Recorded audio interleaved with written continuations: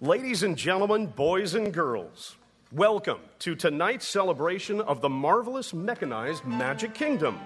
Across the street from where we sit tonight, Disneyland is thrilling thousands of guests with visual delights not found anywhere else on the globe.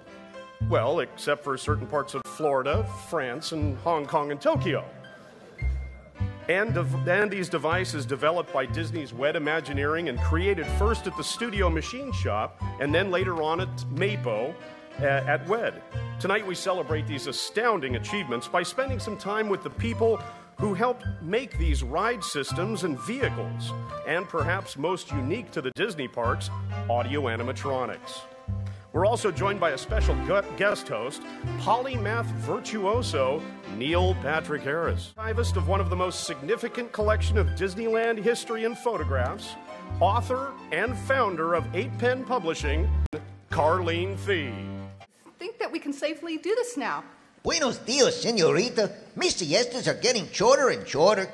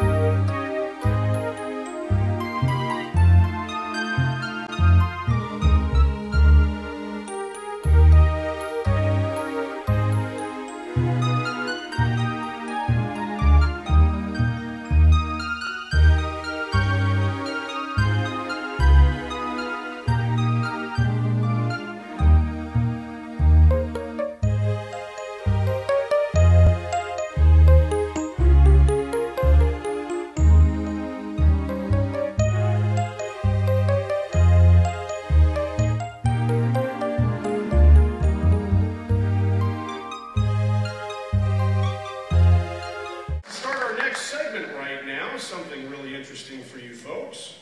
Let's see if we can... Over here! Oh. Hey! Hey! Help!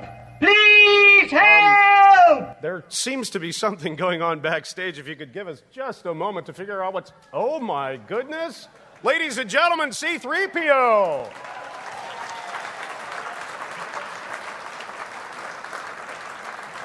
I am C-3PO, Human-Cyborg Relations. Yes, indeed. We're all very familiar with you, C-3PO. Is there anything we can help you with? You sounded a little distressed, perhaps lost.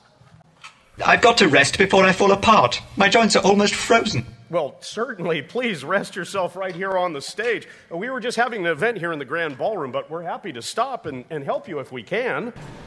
I don't like the look of this. Well, there's nothing to be afraid of. In fact, all of these fine folks have gathered here tonight to celebrate the wonderful technological advancements for Disneyland made by the Walt Disney Imagineers. You know, I think you could appreciate that and understand it. Sometimes I just don't understand human behavior. Well, I guess we can appear to be a rather strange bunch, I'll give you that, to be sure. But how can we help you? Well, it's up to when I need him. Oh, he's looking for R2-D2. Ladies and gentlemen, has anyone seen R2-D2? Anyone? Anyone at all? Ladies and gentlemen, R2-D2! Lost, where have you been?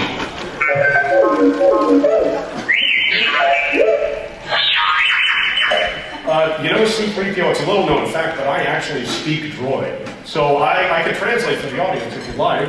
We're doomed. Have a little faith, huh? I took a correspondence course on the internet. That isn't very reassuring. Yes, well, ladies and gentlemen, apparently C-3PO and R2-D2 were on their way to the spaceport at Star Tours when they became lost. Now they just need to get some instructions or some directions. Isn't that right, R2? Yes, they need to access a computer system, apparently, to get back to the spaceport. But, gentlemen, don't worry. The Disneyland Hotel has wireless internet, so, well, do you think you're... Hello, everybody. We're mighty glad to see you here on this lovely evening.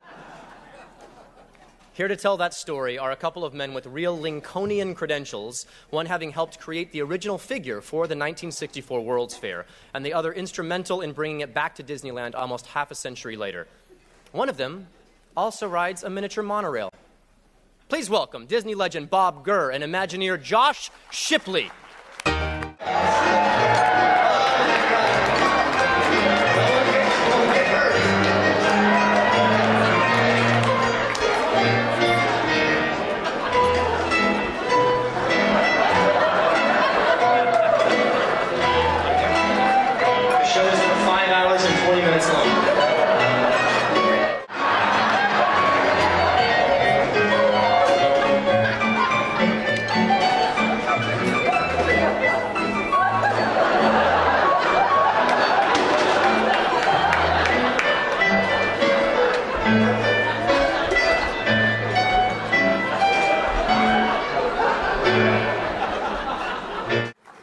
Couture built that monorail, and it has a secret feature. I have a decoder ring that's called Bombay Sapphire, and when I put it on a special switch and I push the button, and this thing is under the instrument panel, it pours Bombay Sapphire martinis. Well, okay, we're here to talk about Abraham Lincoln going back to 1964 New York World's Fair. But before we go back, I want to show you. I just had that. I was up in that booth 15 seconds ago. Of 173. He says, oh, I know that engine. I can get the original plans. That locomotive company is now owned by the Southern Pacific. I'll go get the original plan. And the machinists were used to seeing me out there with the figures all the time. And so when I told them, if we don't have everything all dressed in that, at least let me know so I can get off stage, because I went out to help the girls get them dressed. And who did I get to do but the one with the fan? So I'm down on my knees in front of him, and I tucked in the shirt and then I had to pull the cord and tie it off. So they didn't see me. And so I tied the cord, and I was just zipping up the fly and starting to buckle the belt. And this tremendous roar went up because he was fanning himself, and he's saying, hottest summer we've had in years.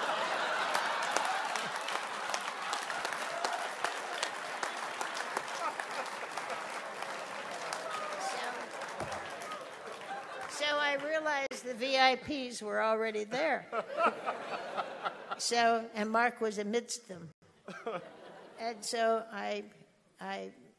what could I do? I buckled the belt, got up and casually walked off. I should have curtsied, but I didn't.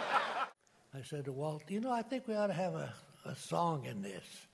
And I had a lyric in mind and kind of a tune. I'm not a musician, really, so I had the tune in mind, and so I came up with a yo-ho, a pirate's life for me.